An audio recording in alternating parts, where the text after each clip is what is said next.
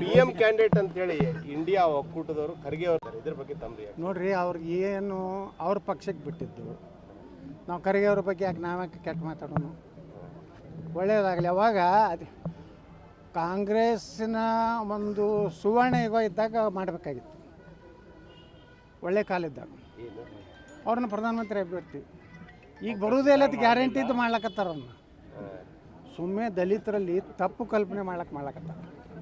ನಿಮ್ಗೆ ಅಷ್ಟು ಇದು ಇತ್ತಂದ್ರೆ ಕರ್ನಾಟಕ ಮುಖ್ಯಮಂತ್ರಿ ಯಾಕೆ ಮಾಡಲಿಲ್ಲರಪ್ಪ? ಯಾರ್ಯಾರು ಮಾಡಿದ್ರಿ, ಖರ್ಗೆ ಸಾಹೇಬ್ರನ್ನ ಯಾಕೆ ಮಾಡಲಿಲ್ಲ? ನೀವು ಮಾಡಬೇಕಾಗಿತ್ತಲ್ಲ, ಅವಕಾಶ ಇತ್ತಲ್ಲ ಅವ್ರಿಗೆ. ಅವಾಗಂತರೂ ಯಾರು ಈ ಚೀಟಿ ದಿಲ್ಲಿ ಚೀಟಿ ಏನು ಬರ್ತೈತೆ ಅವ್ರು ಮುಖ್ಯಮಂತ್ರಿ ಆಗ್ತಿದ್ರು ಕಾಂಗ್ರೆಸ್ನಾಗ. ಅವಾಗ ಖರ್ಗೆ ಸಾಹೇಬ್ರಿಗೆ ಏನು ಕಡಿಮೆ ಇತ್ತು, ಎಲ್ಲ ಹರತಿದ್ದು ಅವ್ರಾಗ ಯಾಕೆ ಮಾಡಲಿ? ಈಗ ಪ್ರಧಾನಮಂತ್ರಿ ಅಭ್ಯರ್ಥಿ ಯಾಕೆ ಮಾಡಿರಪ್ಪ ಅಂದ್ರೆ ಅವ್ರಿಗೆ 100ಕ್ಕೆ 100 ಆತ್ಮವಿಶ್ವಾಸ ಐತಿ.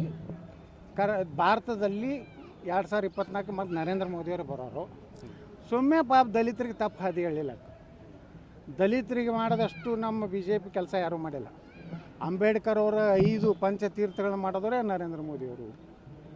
ಇವತ್ತು ಕಾಶ್ಮೀರನಾಗ ದಲಿತರಿಗೆ ಮೀಸಲಾತಿ ಇರಲಿಲ್ಲ 370ನೇ ಪ್ರಕಾರ. ಇವತ್ತು ಕಾಶ್ಮೀರದ ಗ್ರಾಮ ಪಂಚಾಯತಿಯಿಂದ MLA MP ದಲಿತರಾಗಲಿಕ್ಕೆ ಅವಕಾಶ ಮಾಡಿದವರೇ ನರೇಂದ್ರ ಮೋದಿಯವರು.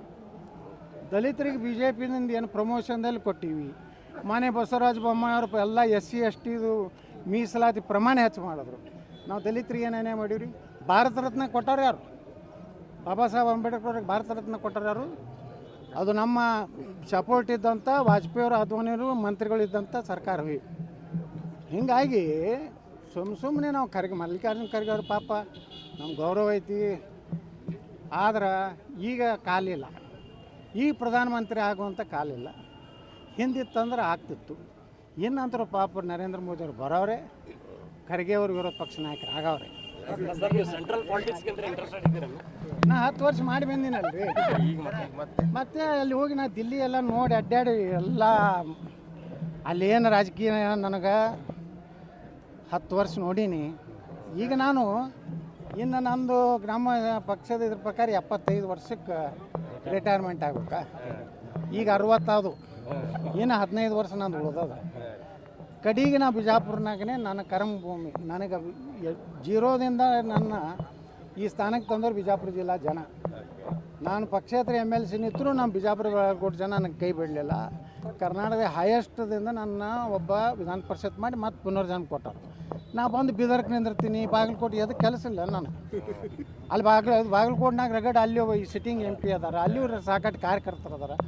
ಬೀದರ್ನಾಗ ಅದಾರ. ಮನೆ ನಮ್ಮ ಮೋರಿಯವ್ರು ಹೇಳಿದ್ರು ಬೀದರ್ಗೆ ಬಂದು ನಿಂದ್ರತ್ತೇಳಿ. ನಾ ಏನು ನೋಡ ನ್ಯಾಷನಲ್ ಲೀಡ್ರಿ ನಾನು ವಿಲನ್ ಯಾವಾಗಲೂ ಇದೀನಿ. ಇವತ್ತಿದ್ದೀನಿ ಆಲ್ವೇಸ್ ಐ ಆಮ್ ವಿಲನ್. ನಾ ಹೀರೋ ಅಲ್ಲ. ಸರ್ವ ಪಕ್ಷದ ವಿರೋಧ ಪಕ್ಷದ ನಾಯಕ ನಾನೇ. ವಿರೋಧ ಪಕ್ಷದ ನಾಯಕರಾಗಿ ಮುಂದುವರಿತೀರಾ? ಅದಕ್ಕೆ ಜನರ ಮಾನಸದಿಂದ ಬಂದಂತ ವಿರೋಧ ಪಕ್ಷದ ನಾಯಕ. ವಿಲನ್ ಪಾತ್ರ ಮಾಡೋರು ಯಾರು? ವಿಲನ್ ಇದ್ರೇ ಹೀರೋ ಒಂದು ಮಾತು ಗೊತ್ತಾಗೋದು. ಇಲ್ಲಕಂದ್ರೆ ಹೀರೋ ಯಾರು ಹೊಡೆದಾಡ್ಬೇಕು, ಬರೀ ಅಲ್ಲಿಂದ ಇದ್ರ ಹಾಡು ಆಡ್ಕೋತ ಆಡಬೇಕು. ತುಜೆ ಮೈಯ ಪ್ಯಾರಕ್ಕೆ ಅದು ಇಷ್ಟೇ ಆಡ್ಬೇಕು. ಎಷ್ಟೋ ಮಂದಿ ವಿಲನ್ ಇದ್ದವ್ರು ಹೀರೋ ಆಗ್ಯಾರ. ಅಂಬರೀಷ್ ಏನಿದ್ರು ಮೊದಲ ವಿಲನ್ ಇದ್ರಲ್ಲ ಹೀರೋ ಆಗ್ಯಾರ. ಹಂಗೆ ಅಂಬರೀಷ್ರಂಗೆ ನಾನು ಒಮ್ಮೆ ಹೀರೋ ಆಗ್ಬೋದು.